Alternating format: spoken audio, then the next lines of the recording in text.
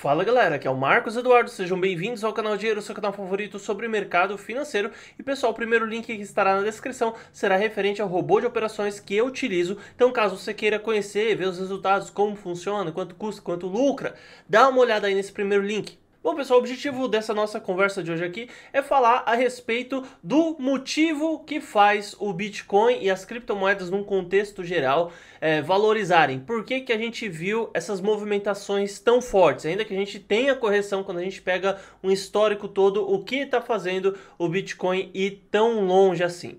Bom, eu trago para vocês aqui o resumo semanal do Bitcoin, sempre tentando trazer uma previsão do que vai acontecer nos próximos dias. E sempre que tem alguma previsão ou muito assertiva ou muito mirabolante, eu gosto de trazer aqui para vocês e tudo.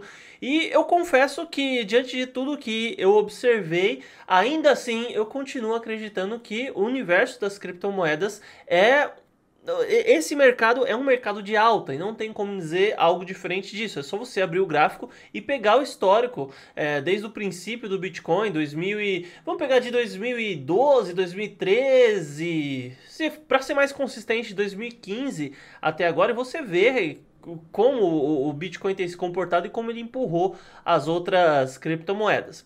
Bom, então com isso a gente consegue primeiramente ver que é um mercado de alta. E por que é que cargas d'água acredita-se que isso vai continuar sendo um mercado de alta? Bom, primeiro porque a gente está tendo cada vez mais a entrada dos investidores de varejo por diversos motivos, ou seja, pessoa física, né, indo lá e comprando Bitcoin, seja através do vendedor P2P, seja através de alguma empresa, alguma corretora de criptomoedas. Além disso, né, após isso, a gente viu a entrada dos investidores institucionais. O primeiro que foi relevante para isso tudo foi o PayPal, que fez o seu anúncio no final de 2020, e o Bitcoin, todos os índices estavam indicando que ele iria cair, simplesmente ele subiu. Nessa época, inclusive, eu tinha vendido cerca de 70, 80% de toda a reserva de Bitcoin que eu tinha, e depois que o PayPal entrou, o negócio continuou subindo, subindo, subindo, deu tempo de eu comprar, ter lucro, vender, comprar de novo, vender, enfim. Foi um negócio realmente espantoso. Após o PayPal, a gente viu a Visa, a Mastercard, a Tesla, que embora não seja necessariamente do mercado financeiro, ainda assim causou teve um impacto forte no mercado. Bom, eu já falei da pessoa física que entra, mas simplesmente a entrada do PayPal trouxe de novo ainda mais um monte de gente que começou a entrar nesse mercado só porque viu na bandeira do Bitcoin o logo do PayPal, digamos assim. Então, as empresas entraram porque elas viram que, de fato, as pessoas tinham interesse nesse mercado. E então elas acabaram trazendo mais pessoas ainda. Eu sei que é um ciclo contínuo que a gente acaba não sabendo exatamente o princípio, mas é o que está acontecendo. Além do mais, fomos pegos aí de surpresa, pelo menos meros mortais, como nós aqui, fomos pegos de surpresa em relação a essa pandemia, isso tudo. Então você vê diversas pequenas ações que levam tudo ao digital, às criptomoedas.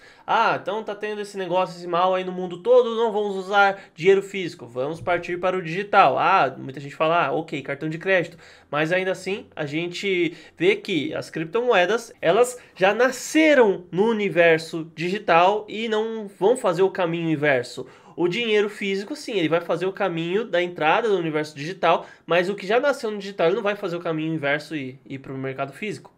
Usando a pandemia como muleta, vários governos começaram a tomar diversos tipos de ação.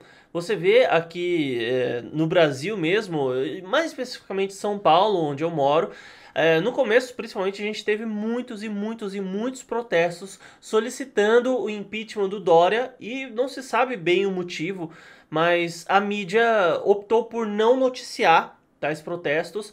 Tem uma avenida aqui perto de casa, que é a Avenida Nazaré, né? As lojas, assim, várias colocando banners e placas, solicitando, enfim, falando que não querem o Dória e tudo mais, mas ainda assim, simplesmente ninguém comenta sobre o assunto. Mas você começa a perceber que acabou. acabou aquela paixão que as pessoas tinham pelo Estado, pelo governo, né? Pelo menos eu digo de que, no mínimo, o cara que é empresário. Se tem algum empresário que ainda tinha aquele gosto em apoiar o governo, a pessoa já perdeu de vez. Pelo menos no momento que eu tô gravando esse vídeo, aqui em São Paulo, as portas, as lojas tinham que estar fechadas e as lojas também fechadas. Por exemplo, loja de material de construção. Simplesmente, né, não pode abrir. Só que assim, cara, eu precisei comprar um material aqui pra casa, fui lá na porta, bati, o cara abriu e me vendeu o que eu precisava. Então assim, o cara tem funcionário pra pagar, cada funcionário representa muitas vezes uma família inteira que é sustentada por conta daquele emprego. Então você não pode simplesmente seguir o que o governo está falando. Dane-se o que o governo acha. Eu vou deixar meu filho passar fome, eu vou demitir meus funcionários para ficar apoiando aí o governo. Então, esse tipo de sentimento é algo que está empurrando as pessoas para o mundo, para o mercado de Bitcoin, de criptomoedas. Então o governo pega essa razão e usa como muleta e dane-se, né? E daí você vê aí, por exemplo, nos Estados Unidos a fabricação de dinheiro. Ah, não, a gente precisa aí de 3 trilhões, né? Não, só aprovou 2, deu Biden. Não, não, não. Aliás, aprovou 1,5, se não me engano. Deu Biden. Não, 1,5 não é suficiente, precisamos de bem mais. Vamos aceitar 1,5, mas eu quero mais, né? Então, assim, o país está todo endividado, e daí no fim das contas o dinheiro não era bem para ajudar quem estava passando por problemas em relação à pandemia e tal, mas era para ajudar a causas ambientais, né? Você percebe como a coisa toda começa a ficar meio estranha?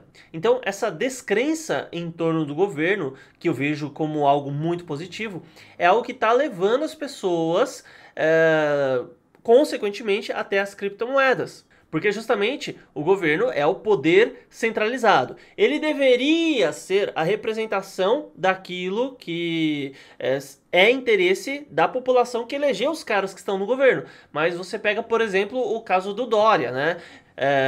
Cara, esse eu não sei se talvez a gente possa dizer que ele é o pior governador da história de São Paulo, mas que tá muito ruim com ele, a coisa tá ruim. E não adianta nem alguém querer me dizer que houve uma pesquisa sobre aprovação ou rejeição dele que deu positiva, que eu duvido, cara. Não é isso que tá na rua. Se sair alguma pesquisa falando bem do cara, você pode ter certeza que isso daí foi fraudado. Bom, e mesmo que não estivéssemos ainda nesse referido período, ainda assim, toda vez que existe uma crise, uma sombra de crise, o governo vai lá e fabrica mais dinheiro, fabrica mais dinheiro, fabrica mais dinheiro, e não tem como nem a gente auditar quanto dinheiro realmente foi fabricado, quanto dinheiro foi distribuído, todas as maneiras que foram usadas, a gente não tem como saber.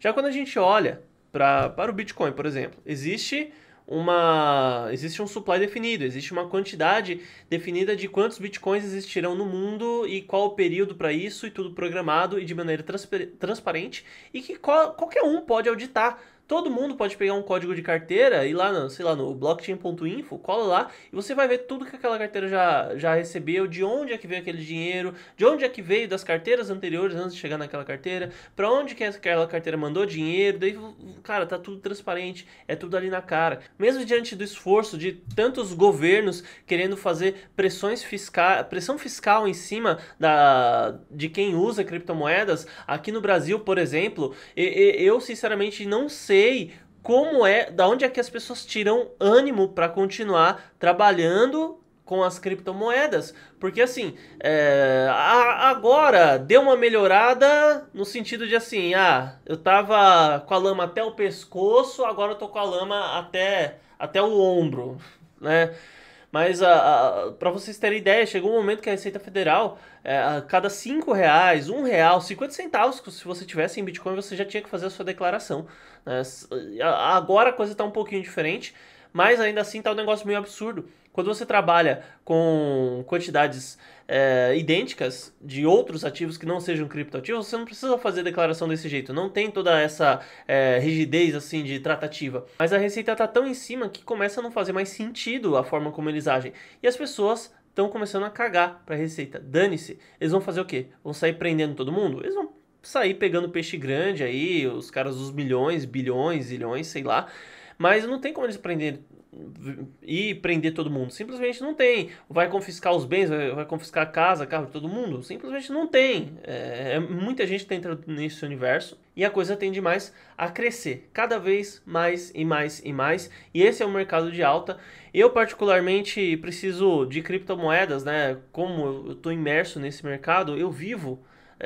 Eu só vendo porque de fato eu preciso comprar coisas, preciso pagar minhas contas e tudo. Mas por mim mesmo eu não venderia nenhum centavo, porque eu acredito plenamente que Bitcoin e várias outras criptomoedas estarão em nosso futuro e valerão, assim, vai haver uma valorização realmente muito, muito, muito forte a ponto das criptomoedas substituírem a moeda fiduciária. A gente talvez ainda teremos várias opções, CBDCs, stablecoins, mas no fim das contas eu penso que a moeda do Estado, ela vai estar para o Bitcoin do mesmo jeito que o rádio está para a televisão, né? A televisão, todo mundo prefere, né? Pelo menos a maior parte das pessoas prefere ver, né? Assistir algo na televisão do que acompanhar algo pelo rádio. Porém, ainda assim o rádio não deixou de existir. Tem rádio no carro, tem rádio na web, tem lugares que não tem sinal de televisão, mas o rádio chega por conta da frequência AM, enfim. Então, no fim das contas, a moeda fiduciária não vai sumir por completo. A moeda estatal não vai sumir, mas ela vai cair cada vez mais em desuso. Você vai ver moeda estatal aonde? Na China, obviamente, Rússia, Cuba, por que não? Estados Unidos, vamos ver como que a coisa vai andar. No Brasil, ih, rapaz, aí já não, né? Mas então é isso, pessoal. Muito obrigado por ter assistido, espero que o vídeo tenha sido útil e até mais.